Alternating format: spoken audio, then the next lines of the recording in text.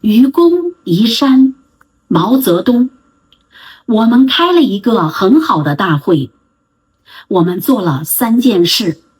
第一，决定了党的路线，这就是放手发动群众，壮大人民力量，在我党的领导下打败日本侵略者，解放全国人民，建立一个新民主主义的中国。第二，通过了新的党章。第三，选举了党的领导机关中央委员会，今后的任务就是领导全党，实现党的路线。我们开了一个胜利的大会，一个团结的大会。代表们对3个报告发表了很好的意见，许多同志做了自我批评，从团结的目标出发，经过自我批评达到了团结。这次大会是团结的模范，是自我批评的模范，又是党内民主的模范。大会闭幕以后，很多同志将要回到自己的工作岗位上去，将要奔赴各个战场。同志们到各地去，要宣传大会的路线，并经过全党同志向人民做广泛的解释。我们宣传大会的路线，就是要使全党和全国人民建立起一个信心，即革命一定要胜利。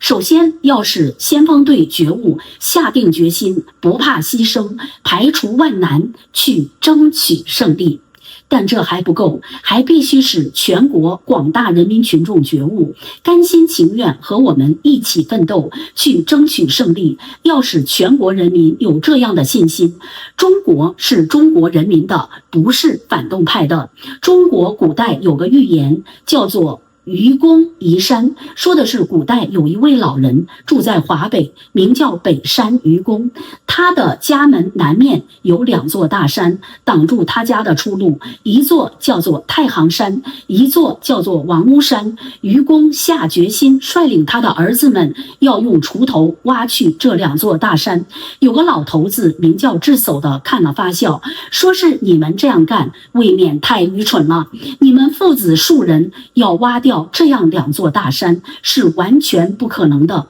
愚公回答说，我死了以后有我的儿子，儿子死了又有孙子，子子孙孙是没有穷尽的。这2座山虽然很高，却是不会再增高了，挖一点就会少一点，为什么挖不平呢？愚公批驳了智叟的错误思想，毫不动摇，每天挖山不止。这件事感动了上帝，他就派了2个神仙下凡，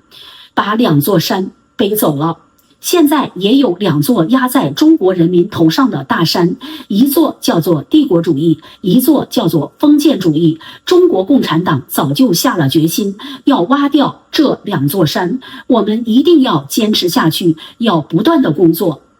我们也会感动上帝的，这个上帝不是别人，就是全中国的人民大众。全国人民大众一起起来，和我们一道挖这2座山，有什么挖不平呢？昨天有2个美国人要回美国去，我对他们讲了，美国政府要破坏我们，这是不允许的。我们反对美国政府扶蒋反共的政策，但是我们第一要把美国人民和他们的政府相区别，第二要把美国政府中决定政策的人们和下面的普通工作人员相区别。我对这2个美国人说，告诉你们美国政府中决定政策的人们，我们解放区禁止你们到那里去，因为你们的政策是扶蒋反共，我们不放心。假如你们是为了打日本，要到解放区是可以去的，但要定一个条约，倘若你们偷偷摸摸到处乱跑，那是不许可的。赫尔利已经公开宣言，不同中国共产党合作。既然如此，为什么还要到我们解放区去乱跑呢？美国政府的扶蒋反共政策说明了美国反动派的猖狂，但是一切中外反动派的阻止中国人民胜利的企图都是注定要失败的。现在的世界潮流，民主是主流，反民主的反动只是一股逆流。目前反动的逆流企图压倒民族独立和人民民主的主流，但反动的逆流终究不会变为主流。现在依然如斯大林很早就说过的一样，旧世界有3个大矛盾：第一，帝国主义国家中无产阶级和资产阶级的矛盾；第二，帝国主义国家之间的矛盾；第3个是殖民地、半殖民地国家和帝国主义宗主国之间的矛盾。这3个矛盾不但依然存在，而且发展得更尖锐了，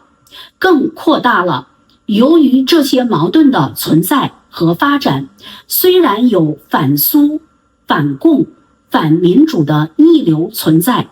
但是这种反动逆流总有一天会要被克服下去。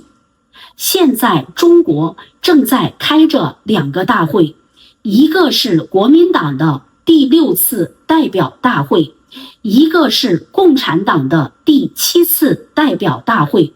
2个大会有完全不同的目的，一个要消灭共产党和中国民主势力，把中国引向黑暗；一个要打倒日本帝国主义和他的走狗中国封建势力，建设一个新民主主义的中国，把中国引向光明。这2条路线在互相斗争着。我们坚决相信，中国人民将要在中国共产党领导之下，在中国共产党第7次大会的路线的领导之下，得到完全的胜利，而国民党的反革命路线必然要失败。